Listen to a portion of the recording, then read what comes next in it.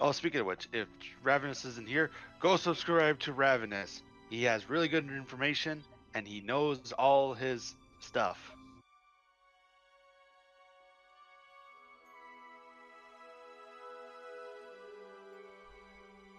Alright, time for more news again. In this video, we get some information about the Deinosuchus, Bleed, and Venom. We get an Oviraptor stream from Bryan where he rigged and prepped it for animation, and we get a Dondi stream with some really good information. Let's get to it.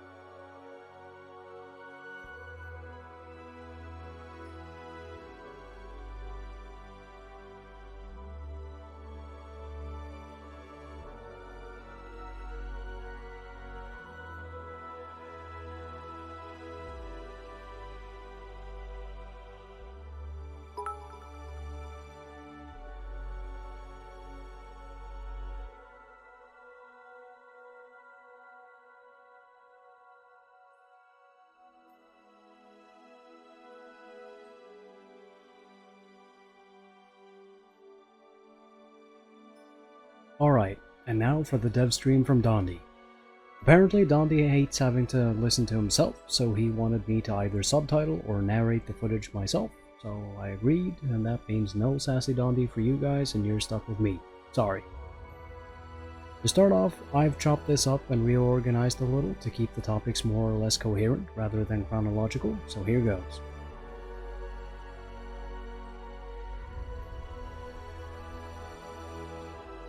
DM4 did some really cool stuff with the scenting, on his own. No more blue blobs, and it changes based on how hungry or thirsty you are. Yellow is obviously footsteps, rivers and larger bodies of water will give off blue scent particles, and DM4 will adjust this to where the hungrier or thirstier you are, the more rapid and obvious the effect will be, and the team will also blend in range and your specific dino's ability to scent to this. A T-Rex will be flooded with this stuff, and Raptors will have a much shorter range, but will still have all the details.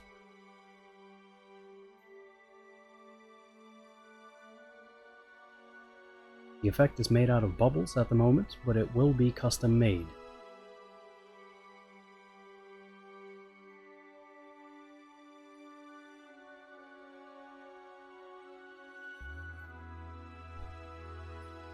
Different types of plants is a part of the very important nutrition system. For the launch of Avrima, there will be at least 2 types of plants, where one of them is a generic food plant and the other is a sort of buff plant, as a placeholder. Or if we're lucky, we might get the core of the nutrition system implemented in a sort of testing stage, but that all depends on QA's feedback. This big rock is a mineral rock, basically a big salt lick, and its function in the game will be to help with digestive problems if you get sick or if you overeat. And it will be possible to overeat, but there will be a buffer so you won't vomit if you take one more bite than your maximum food pool can hold. But if you do overeat, you will vomit and will lose a certain percentage of hunger, thirst, and stamina for a temporary amount of time, because being sick is simply bad. There will be rotten foods and poisonous plants that certain dinos can eat, and there will be certain effects of venom that the team wants to make your dinosaur sick if pulled off properly. Thanatosaurus has gotten a wide variety of attacks, including slamming its tail down, which is also directional, and will stun whatever is attacking you. Ignore the fire breathing on the Thananto, it's just a test of a particle or effect emitter. The kick is a very different attack though, which has quite a short range and is intended to make riding its tail a dangerous prospect. Frontal attacks consists of the standard bite and the claw swipes. Controls for the extra attacks will be put in today. The tail does not have physics blending on yet, which is why it seems so flexible from side to side when turning.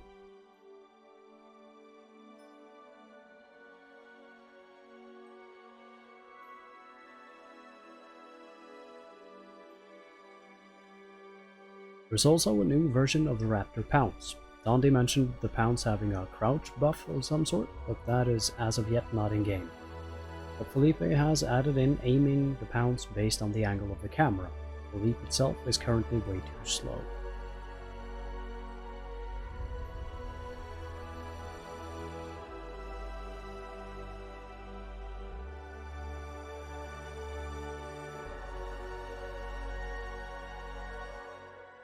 The Thananto Dondi pounced here is stuck in an animation loop, which is why it's not pounceable. But you can jump and then pounce.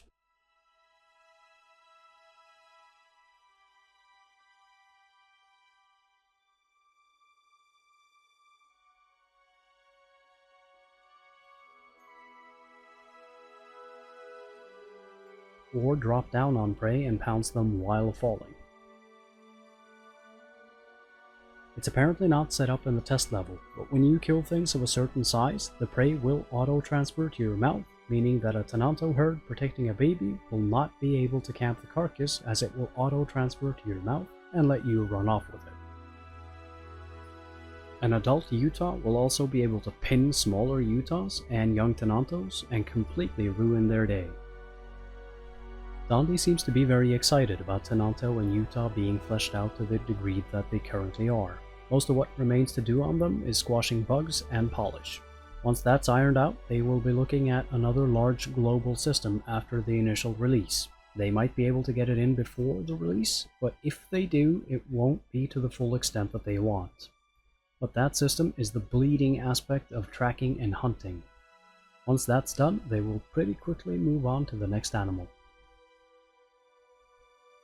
Hypno and QA will sit down with Dondi to iron out the balance to where it feels fun, and that will be the base of what will release, and adjustments might be made based on what the exceptionally skilled players are capable of pulling off, rather than the average.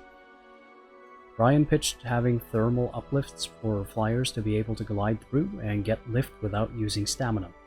The effect will not be visible to terrestrial dinosaurs, but Dondi did not specify if they will be for flyers or not. Dondi stated that temperature is not going to be a big thing in the future. They will not be making a tundra biome or similar, so he's not worrying about that.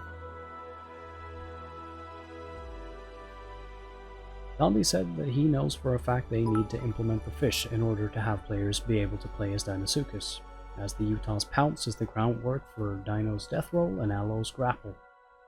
Once they have the fish in, Dondi is pretty excited to have a giant Supergator, and he wants to make Dino about 15% larger than the one he showed here. Dondi's goal for Deinosuchus was to have them be able to comfortably snatch Diabloceratops from the bank of the water, but he thinks that might be a tad too large.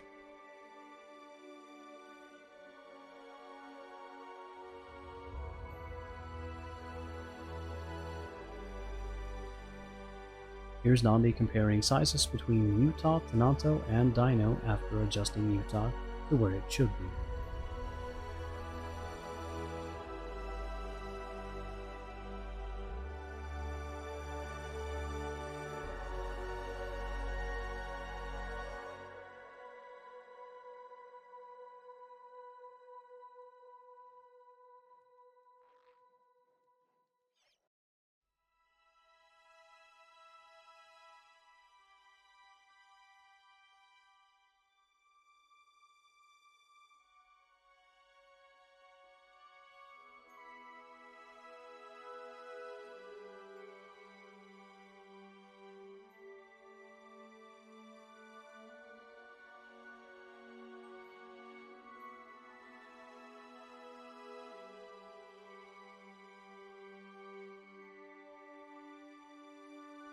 As you can see, grazing is in, so large herbivores won't starve out in the middle of fields anymore.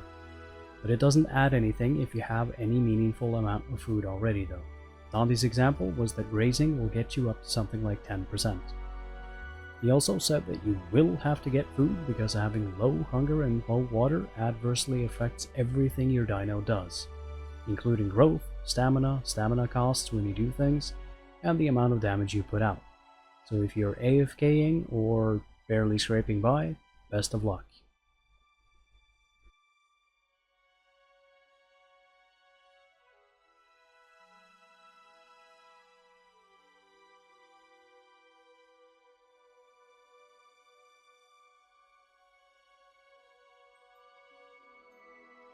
He also mentions that the swamp isn't really all that scary until you realize that Tenanto has to eat plants that grow out in the middle of it. But on the bright side, you can wallow in the mud.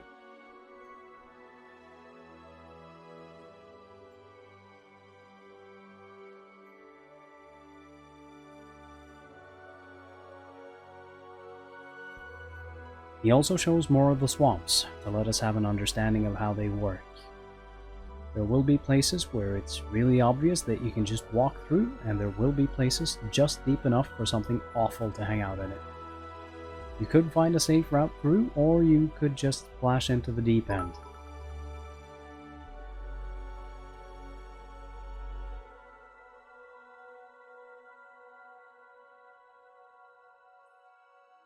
And by the deep end, he means really deep, so you'll never know what might be lurking down there.